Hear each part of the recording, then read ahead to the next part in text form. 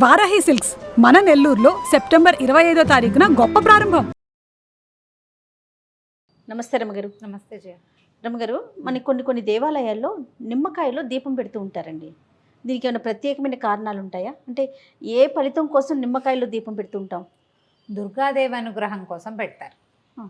నిమ్మకాయ దీపం మామూలు సమయాల్లో వాటికంటే కూడా రాహుకాలంలో పెట్టడం విధానం. అవును. ఈ రాహుకాలం అంటే ఇది ఎప్పుడు వస్తుంది? రోజుకి ఒక టైం ఉంది. మంగళవారం 3 నుంచి 4:30 దాకా సాయంకాలం, ఓ పావు గంట 10 నిమిషాలు అటు ఇటుగా ఉంటుంది, 3 to 4:30. శుక్రవారం 10:30 to 12. ఈ 2 రోజుల్లోనే ప్రత్యేకంగా మనం దుర్గాదేవి కోసం పెడతాం. దీంతోపాటు అష్టమి నాడు పెట్టచ్చు. అష్టమి ఏ వారమైనా సరే, అష్టమి ఏ వారం అయితే ఆ వారానికి సరిపడిన రాహుకాలంలో చూసి పెట్టుకోవచ్చు. కానీ ఎక్కువగా ఇది మన ప్రాంతపు సాంప్రదాయంగా కనపడదు చేయ. తమిళనాడులో బాగా పెడతారండి. కామాక్షి దీపం అని పెడతారు. అక్కడ పైగా రాహుకాలం వాళ్ళు పాటిస్తారు. అవును. మనకి రాహుకాలం పాటింపు మన దగ్గర ఉండదు. మనం వర్జ్యం పాటిస్తాం.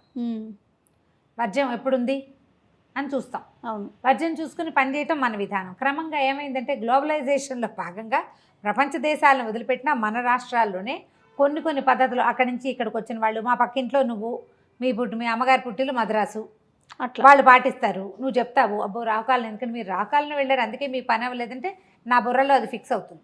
నేను మెల్లిగా రాహుకాలాన్ని పాటించడం మొదలు పెడతా. క్రమంగా మా ఇంటి సంప్రదాయం కింద మారిపోతుంది. జనరల్గా చాలా విధానాలు ఇలాగే వస్తాయి. వీటిలలో ఆహారపు అలవాట్లు, ఆహారపు విధానాలు, పూజలు, పండగలకి చేసేవి, కొత్త బట్టలు కట్టుకోవటాలు, ఇలాంటి వ్యవహారాలన్నీ కూడా ఏమనాలి, ఆధ్యాత్మికమైనవి, ధార్మికమైన విషయాలన్నీ కూడా ఇతరుల నుంచి మనం కాపీ చేసేవి, నేర్చుకునేవి, అలవరుచుకునేవి ఎక్కువగా ఉంటాయి. వాట్లల్లో మనకి వచ్చిన వాట్లలో రాహుకాల దీపం ఒకటి. భక్తి కూడా అంతే చూడు, అవి కూడా అంతే అలాగే వస్తాయి. ఈ రాహుకాల దీపం ఒక 15-20 ఏళ్ల నాడు అసలు కనపడేదే కాదు. హైదరాబాద్లో స్కందగిరిలో కామాక్షి అమ్మవారిది ఒక అమ్మవారి దేవాలయం, ఉపాలయం, అక్కడ కనిపించేవి నేను 25-27 ఇయర్స్ బ్యాక్ నేను చూశాను. తర్వాత క్రమంగా మన దగ్గర ఉన్న దుర్గాలయాల్లో కూడా కనిపించడం మొదలెట్టింది. 4, 5, 6 పెట్టేవాళ్ళు. ఇప్పుడు వేల సంఖ్యలో పెడుతున్నారు. భక్తి ఈ రకంగానే డెవలప్ అవుతుంది. భక్తి అంటే నమ్మిక అవి కాదు, విధానాలు కాపీ చేసుకుంటాం మనం. మంచిదేగా, మన ఇంట్లో అలవాట్లేదు అని నేను అన్నాను అనుకో, మన వైపు అలవాట్లేదు, ఏమైంది అమ్మవారికేగా, మంచిదేగా, ఊళ్ళో పెట్టడం కాదని అనలేం మనం. అవును. అది చేశాక మనకి ఏదైనా ఒక శుభమో ఒక సానుకూలమైనది ఒకటి కనపడింది అనుకో, ఇంకా మానబుద్ధి కాదు, అవును, చేయాలనిపిస్తుంది. బోల్డ్ అని విధానాలు ఉన్నాయి దానికి. శుక్రవారం కానీ మంగళవారం కానీ రాహుకాలంలో అమ్మవారి సన్నిధిలో దీపం పెట్టుకోవచ్చు. ఒక్క దీపం నుంచి 9 దీపాల వరకు ఒక దీపం పెడతారు. ఒకే నిమ్మకాయ ఒక డిప్పలోనే, ఆ నిమ్మ డిప్పలు వెనక్కి తిప్పి దాంట్లో ఆవునేతి దీపాన్ని వెలిగించటం ఒక పద్ధతి. నువ్వుల నూనె వెలిగిస్తే మంచిదని మొన్న మధ్య ఎవరో చెప్పారు నాకు. సరే, మనకు ఒకటి తెలుసు, స్వధర్మ నిధనమే మంచిది, ఎందుకు వచ్చిన గోల, కొత్త ఐడియాలు తీసుకోకూడదు అనుకున్నా. కానీ నేను ఒకటి తర్వాత 3 దీపాలు పెడతారు, 5, 9 పెడతారు. 9 దేవాలయ నియమంగా చెప్తారు.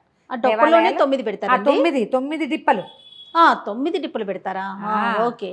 ఓ 5 కాయలు కోసి అదేలే 5ని 10 డిప్పలు తీసేసి ఒక డిప్ప పక్కన పెట్టేస్తారు.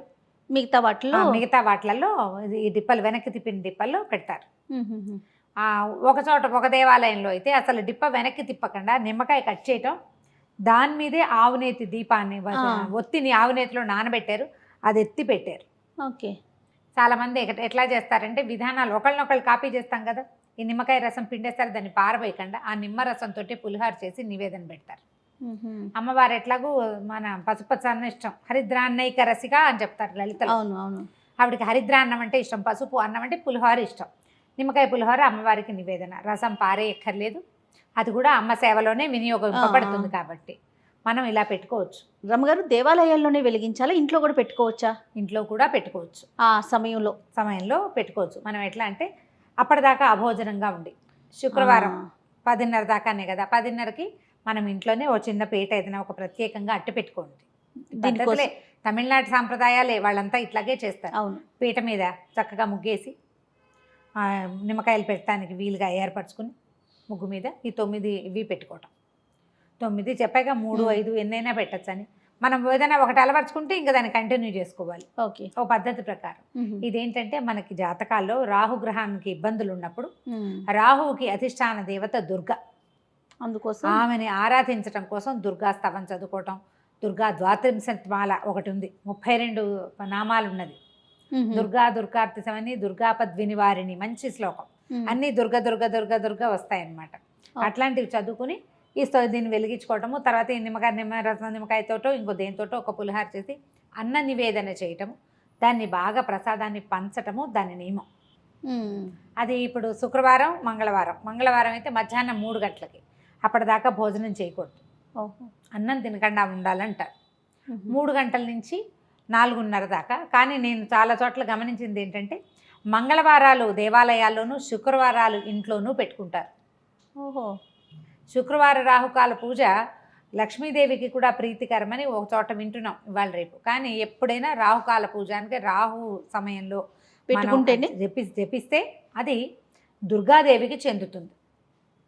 ఆ సమయంలో దుర్గని గనక పూజిస్తే అమ్మవారి దయ వల్ల రాహు గ్రహం తాలూకు మనకి అంతర్దశలలోనూ విదశలలోనూ ఎక్కడో చోట రాహు తాలూకు ప్రతాపం ఉన్నప్పుడు, మనకి ఇబ్బందులు ఉన్నప్పుడు అవి తొలగిపోవటం కోసం సాధారణంగా జాతకాన్ని ఫాలో అయ్యి చేస్తారు ఇట్లాంటివి. కాదు రమ్మగారు, పెళ్ళైన వారైనా పెళ్లి కాని వాళ్ళు ఎవరైనా చేయొచ్చు. ఎవరైనా పిల్లలకి జాతకం చూపిస్తారు, రాహుదోషాలు ఉన్నాయి, రాహుగ్రహంతో ఇబ్బందులు ఉన్నాయి, అలా చెప్పారనుకో ఏం చేయించమంటారు అంటే పరిహారం చెప్తారు, రాహుకాల దీపం పెట్టండి అంటే సులువు కదా. అవునవును. దుర్గాదేవికి సంబంధించిన స్తోత్రాలు కొన్ని చక్కగా చదువుకోవటం, నేర్చుకోవటం, దేవాలయానికి వెళ్ళి అక్కడ శ్రద్ధగా చేయటం, ఆ దీపాన్ని అమ్మవారికి చూపించడం. దుర్గా చక్కగా స్థిమితంగా కూర్చుని ఉంటుంది.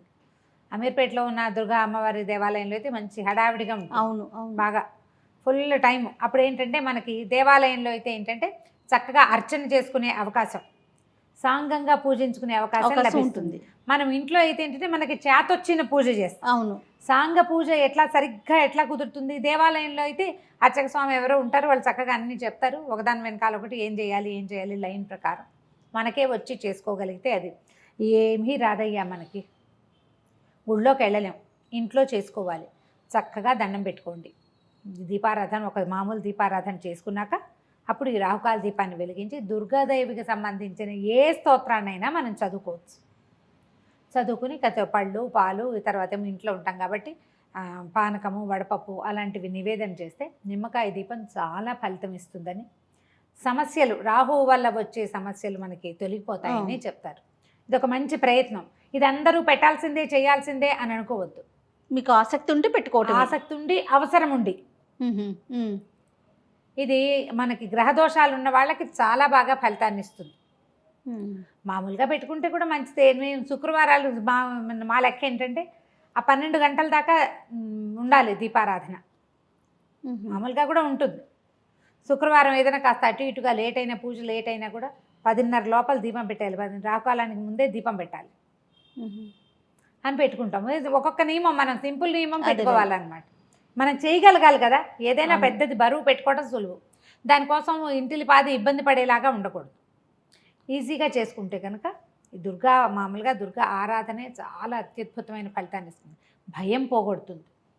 ఆపదలలో కూడా మన వెన్నంటి ఉండి, ఆపదలు రావని చెప్పలేం, వస్తాయి, వచ్చినా కూడా వాటిని తట్టుకోగలం, తప్పించుకోగలం, ఎవరిదైనా సహాయం లభిస్తుంది. అందుకని ఎప్పుడు దుర్గా పూజ చాలా సత్ఫలితాలను ఇస్తుంది. అందులో ఇదొక విధానం. తప్పకుండా. నమస్తే. నమస్తే.